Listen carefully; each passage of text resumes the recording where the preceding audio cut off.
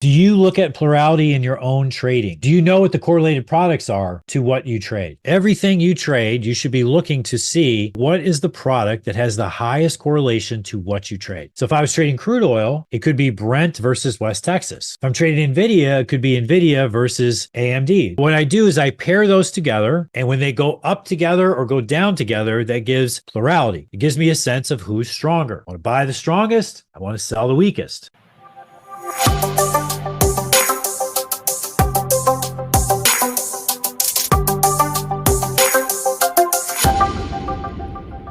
What is plurality? Plurality is when an asset class or a sector, all the stocks or all the futures or all the products within that asset class or within that sector, plurality is when they go up together or they go down together. Let's just say, for example, we're looking at grains. If we look at grains, we have soybeans, we have soybean meal, we have soybean oil, we have corn, and we have various types of wheat. We have Kansas City wheat, we have Minneapolis wheat, we have Chicago wheat. Okay, so plurality is when all of the grains are going up together or all the grains are going down together. You can have situations where only one of those products is going up. For example, there may be bad weather in the Midwest in areas like Kansas, Iowa, Nebraska in the winter, which affects the winter wheat contract. And so the price of wheat may be rising while the price of soybeans and corn and soybean oil and soybean meal are going nowhere or going down. So this is a localized product issue with wheat. When we see this, when we see just wheat going up, what we know is that move tends to be a lot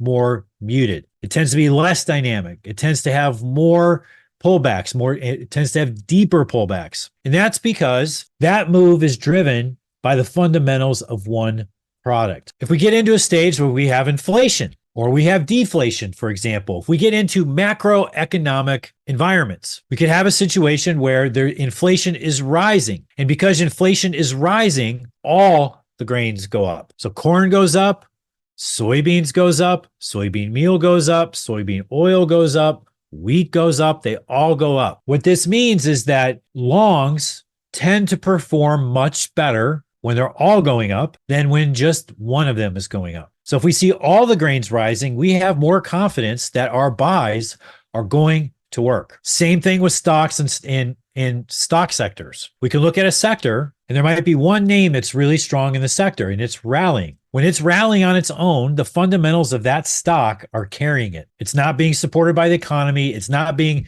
supported by a macro theme in that sector. So for example, right now, one of the hot themes is AI. So all the AI stocks have been going up, not just NVIDIA. All of them have been going up to various degrees. This gives us more confidence in the idea of going long in AI because there is some type of macro influence, which right now is everybody is a big believer that the new hot theme is AI, and they're investing in companies even if they don't make money because they believe so much in the theme. We've gone through and we've tested this over and over again, and this tends to be one of the more reliable filters that you can add to improve your trading. Now, if you just trade one product, this is still important to be aware of because if I'm in that one product and that product is in a trend, I know if the other correlated products are trending also, it's got a better chance to last. If it's going by itself, I have to be a lot more sensitive. I have to be quicker to be ready to take my profits. Do you look at plurality in your own trading? Do you know what the correlated products are to what you trade? I'll share one quick thing with you here. We talk about the brother-sister relationship. Everything you trade, you should be looking to see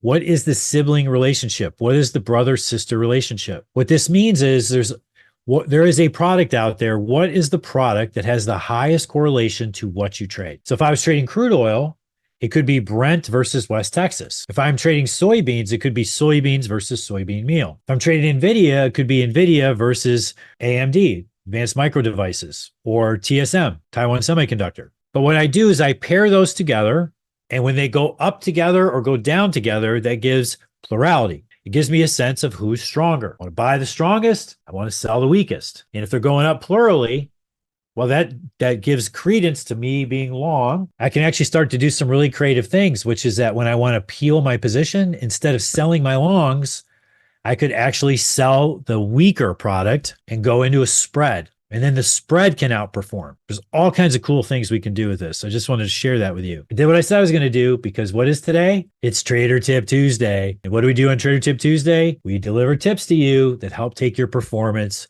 to an elite level. I'll see you next Tuesday.